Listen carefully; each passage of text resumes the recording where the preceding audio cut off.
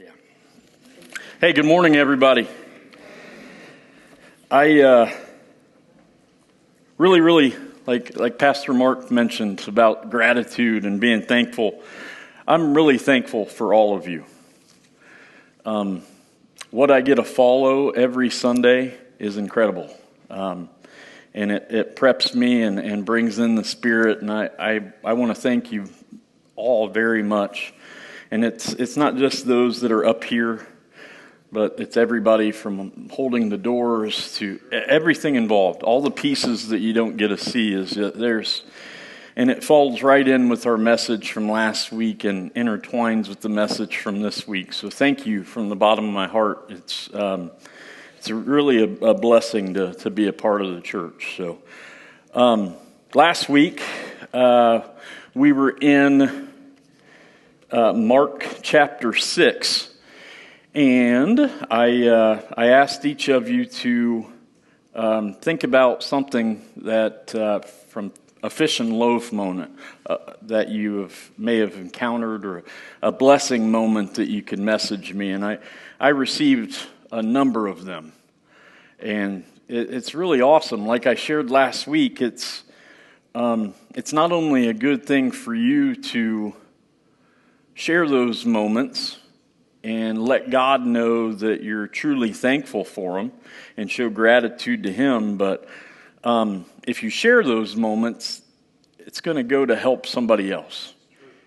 It's going to, somebody may be struggling through the same struggle that you were going through a month ago, and you may be the only one that could touch them.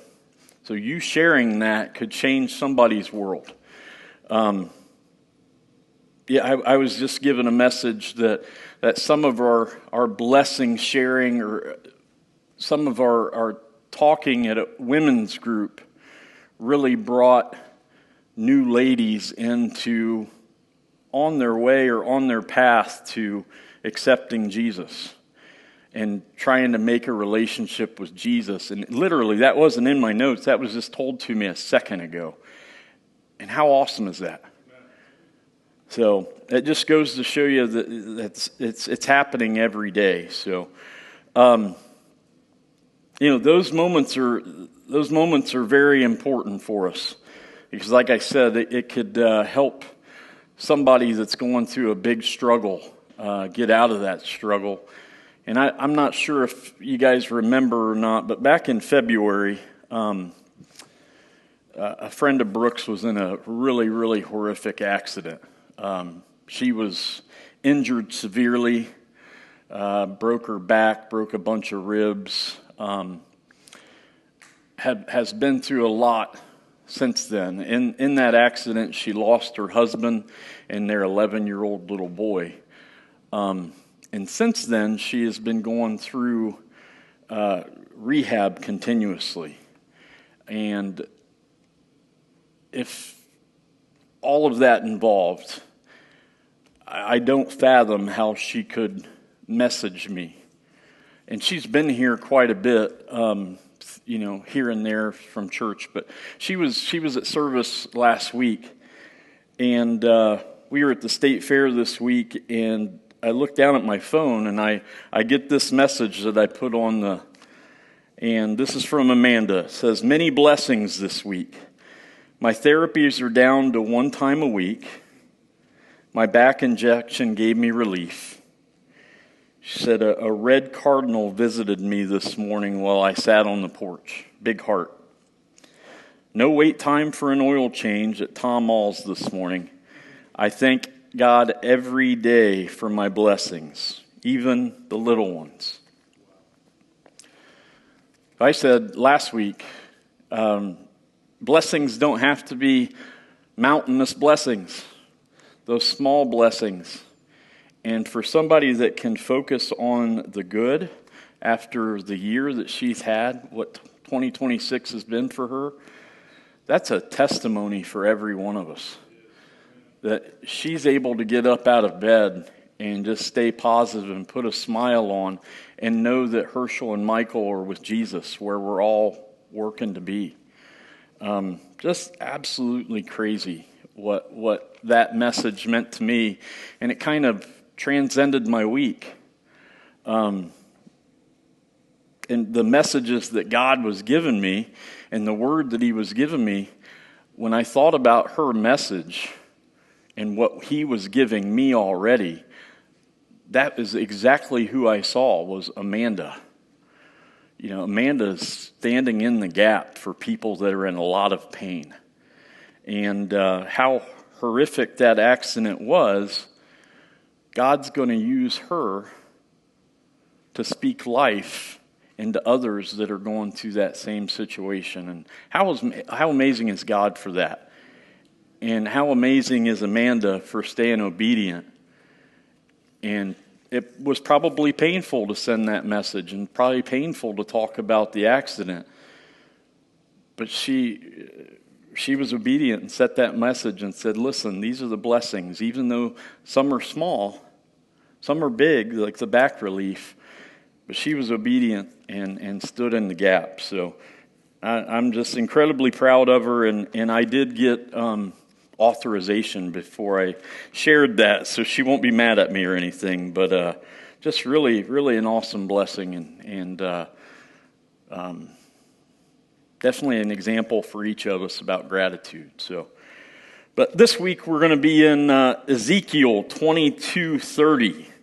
If you want to turn there, or I have it on this cheat sheet here for you. In 22:30, I looked for a man from among them who would repair the wall and stand in the gap before me on behalf of the land, so that I would not destroy it. But I found no one. So, you know, there's quite a few verses in the Bible that kind of stop you in your tracks, but this is definitely one of them. Especially the end. But I found no one. You know, it's kind of I read that and I was like, man, maybe I should leave that last part out, but really, it's like a dodgeball to the face. But, you know, that verse kind of, after reading it a couple times and researching it, it really revealed something to me that's pretty important, and it's the first highlighted point there. It says it's God's heart and the role that he invites us to play. That's exactly what that verse is saying, that he is thirsting for somebody to fill in the gap. And the crazy part is we have people all around us that are doing that. Like I said, Amanda stood in the gap this week, amongst others that sent messages to me. And I know that those messages are going to help to bless somebody else. So, but after researching and praying and reading more about the word that he was giving me, you know, I came up with some points about becoming a gapper. You know, I know our church motto is here is the perfect place for people who aren't. Okay, but I really think, especially looking at each of you, and things that each of you bring to our church, it is, our motto should be where gappers gather. Where gappers gather, because some of you are looking at me like, what's a gapper? Okay? What is a gapper? Somebody that fills the spot that needs to be filled and makes the wall whole. Okay? Just think if we take into context what this scripture is saying, that there's some wall crumbling, or you're between two cliffs. How about that? And you're the person that steps in, that solidifies everything. And, you know, yesterday we had issues with these lights, and we had issues with the projector. And there were guys that stood in the gap yesterday morning, on a Saturday morning when they could be doing other things, that came in and made that possible so we could have visuals today and have light so you could be shining today. So how awesome is that? But key points for standing in the gap, becoming a gapper. Number one, the biggest one here is God's heart is always towards mercy. He longs to show mercy. He's looking for somebody who would lead his nation back to him. It sounds familiar, right? I think we're kind of looking for somebody to do that now with where we're at. And the story of that time, Israel is very, very similar to what the United States is right now. It's kind of lost at that moment. So he's looking for someone who would lead the nation back to him. Someone to pray, someone to intervene, someone to restore integrity and righteousness. It'd be awful easy for him to just get angry and destroy everything. But we see a God that's slow to anger and rich in love and always seeking ways to redeem rather than to punish. What an awesome example was that. Especially from somebody who gets angry pretty easily. That's something I need to tape this to my visor in my van. So we see a God that is slow to anger and rich in love and always seeking ways to redeem rather than punish. Number two, what God was looking for in a gapper. God was truly searching for someone to rebuild the broken. God was truly searching for someone to rebuild the broken. It says in that earlier in that verse, it said that people were drawn away by idols or by actions, and they were just distracted. So he was looking for someone to intercede on behalf of the people, call the others back to God, hold back further destruction through prayer and obedience. And then at the end, the last sentence of that verse, but I found no one. The dodgeball moment. But I found no one. Like I said, people at that time were just too distracted, too indifferent, too busy. Ideals were too split. Sounds familiar. So, luckily, number three, Jesus. Jesus came about. He was the ultimate gap stander, or the ultimate gapper. You know, the good news is where Ezekiel's generation back then failed when Israel was kind of off track, Jesus has succeeded absolutely, completely. He became the ultimate mediator. He's the one who stands between a holy God and a broken world. That broken world, he bridges that gap perfectly. And just so thankful for that. He restores righteousness and intercedes for us. You know, even today. That's been a long time ago. But he still intercedes for us today. And I know we see that especially with all the blessings that you shared this week. We see that every day. I got a boatload of messages, and I could go on sharing the pictures of those. And that's the only way it happens, because he loves us enough to restore us, restore our struggles, and intercedes with us every day. Number 4, Jesus stood in the gap, but God still looks for people today to stand in the gap.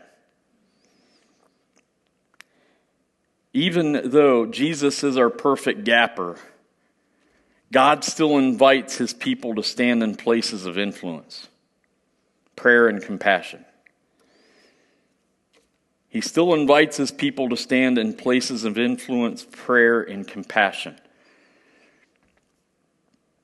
He looks for gappers that pray for their families, intercedes for their churches. They speak truth in love. They fight for the vulnerable. They live with integrity. And they model Christ to the next generation. Everybody, you could look to the right and left and see a number of people that do that right in here. In a little church like ours. It's just crazy.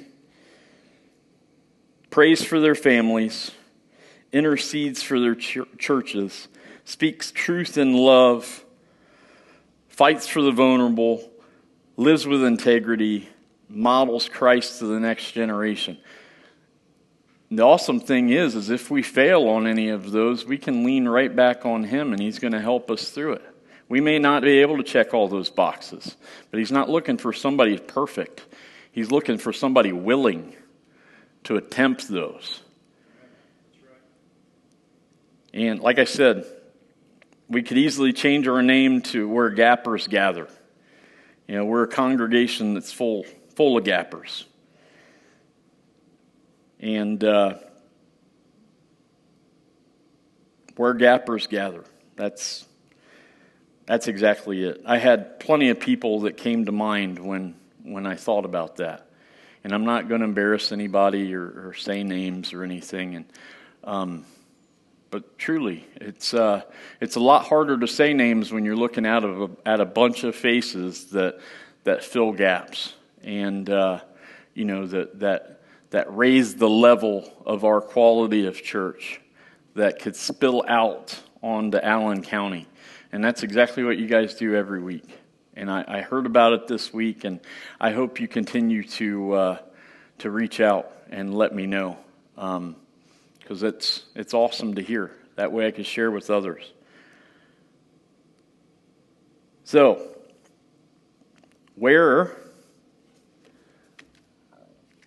if you're sitting there right now wondering where your gap is,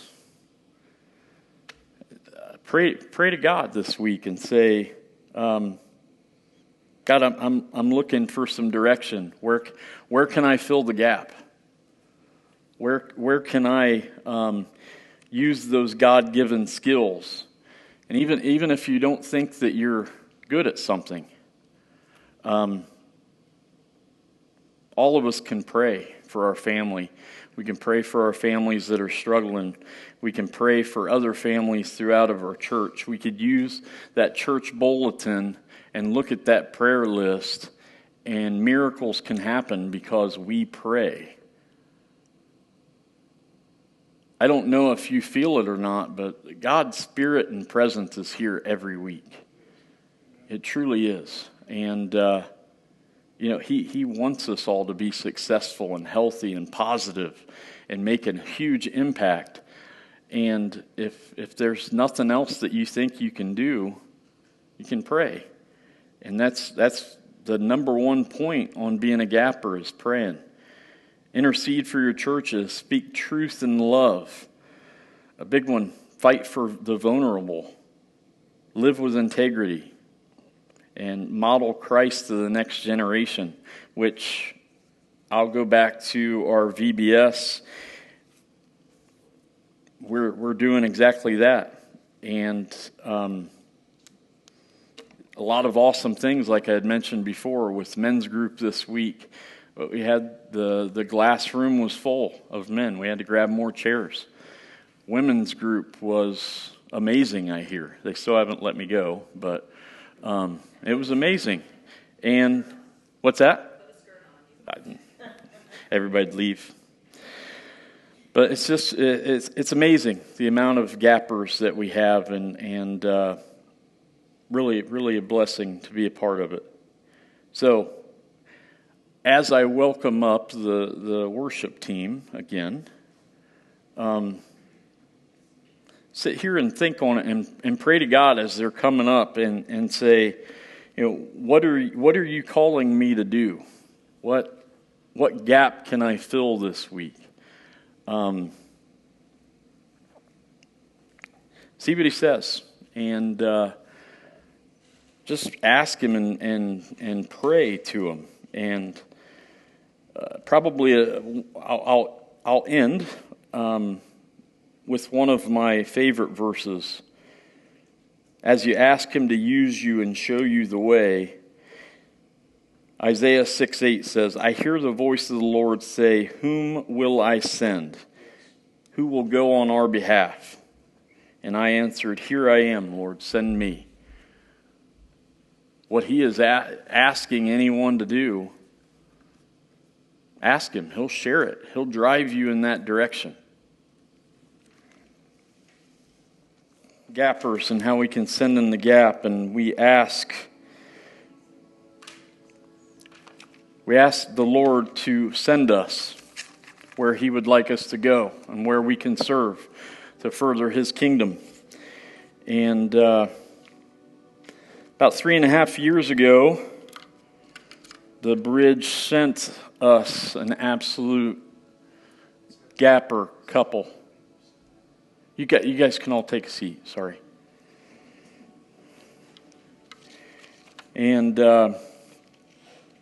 after 40 years of ministry, this week,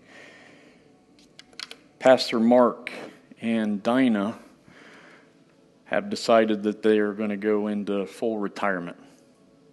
And I wanted to let you all know this way, rather than hearing it elsewhere. So I'm truly, truly grateful that I've been blessed to serve with both of you. And I know that that relationship's going to continue. And what I've learned from this couple in the short amount of time that I've been blessed with working with them directly is immeasurable. And I know that it's going to change my ministry for the rest of my life. And so I'm going to read through quickly his letters that he sent to myself and the leadership team, and then I'm going to have everybody come up and pray over them and let them know exactly what they mean to the Bridge and what they have meant to God's kingdom. So dear Pastor Luke, leadership team, and Bridge Church family, the time has come for me to fully retire from pastoral ministry and resign my position of associate pastor at the Bridge. Here are several thoughts and reasons for my resignation and timing of it. When Dinah and I retired from full-time ministry at Union Chapel 6 years ago, I drove school bus for Bath for 3.5 years. Then 3 years ago, Dinah and I started attending the Bridge. And within a short time, I was invited to be a part-time associate pastor. Though I didn't know it at the time, I soon sensed God had directed me to our church for a larger purpose. Part of that purpose became evident in October of 2025.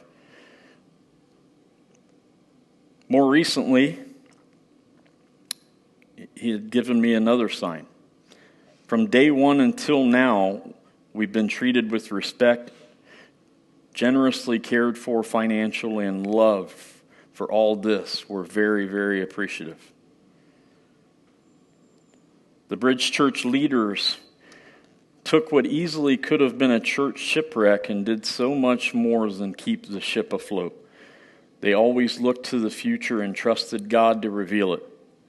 While I had a part in the season of change, it's the Bridge Church leaders who made the difference. God gave us a really fine pastor. Luke and Brooke bring so much to the table in so many areas of ministry. They're very good at graphic art side of ministry. They will give the bulletin and other documents a new, updated, fresh look. Pastor Luke is doing great in hospital, in-home, and nursing home settings, and his ministry is off to a great start. I value his friendship and will be happy to assist him any way I can, which I'm very thankful for. Most importantly, at 73 years old, I'm a type 2 diabetic. I have a fatty liver, non-alcoholic liver cirrhosis, which my liver specialist says I'll outlive, and high blood pressure. These situations leave me fatigued much of the time, and I also want to spend more time with Dinah and fully present when I'm with her. Be fully present, Lastly, I'll be happy to work with Pastor Luke and the leadership team regarding the timing of my resignation. But Dinah and I think our last day of service will be Sunday, August 9th. And Pastor Mark will be preaching that day. So God bless you all in his service, Pastor Mark and Dinah Bailiff. So, with heavy hearts, I'm going to ask Pastor Mark and Dinah right up here to the middle of the sanctuary.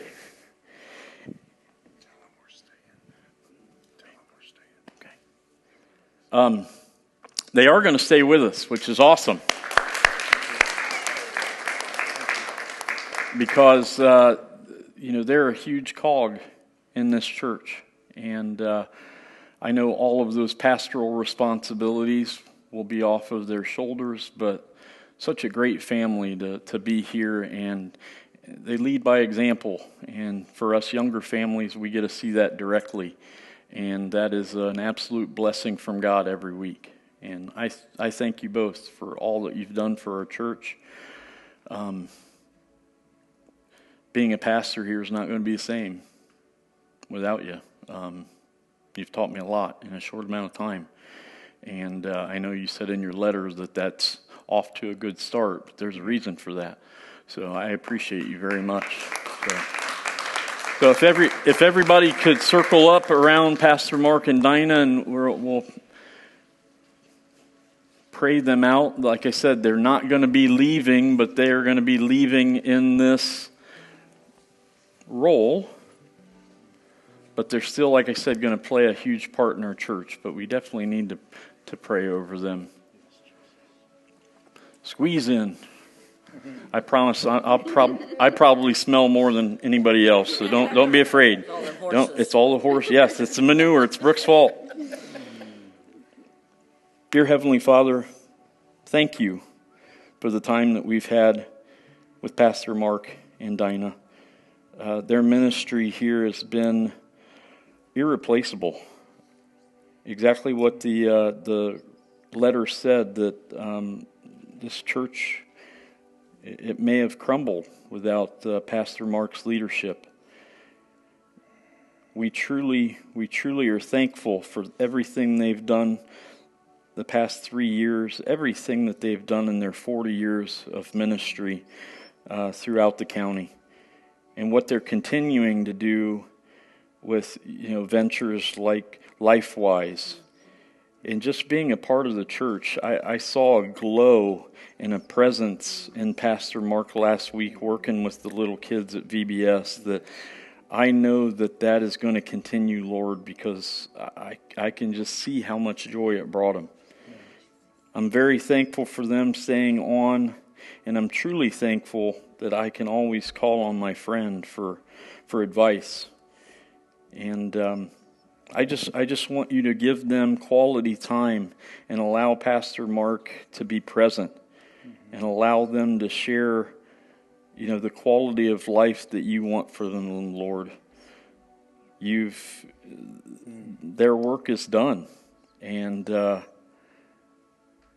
they need to spend quality time together, Lord, and be in your midst, and just be able to enjoy life together, Lord. Amen.